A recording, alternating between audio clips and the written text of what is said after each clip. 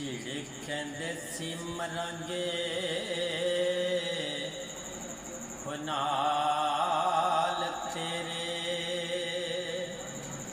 ਅੱਜ ਉਹਨਾਂ ਵੀ ਬਾਜ਼ੀਆਂ ਹਾਰੀਆਂ ਨੇ ਜਿਹੜੇ ਤਰਸਦੇ ਦੀਦ ਨੂੰ ਦਿਨ ਰਾਤੀ। ਅੱਜ ਉਹਨਾਂ ਵੀ ਬਾਰੀਆਂ ਹੋਏ ਮਾਰੀਆਂ ਨੇ,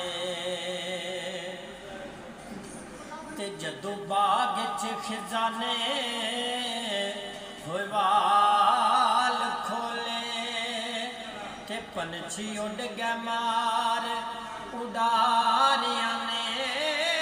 ਮੁਹੰਮਦ ਬੂਟਿਆ ਝੂਠਾ ਹੈ ਜਗ ਸਾਰਾ, सच्चियां अल्लाह रसूल दियां हो यार।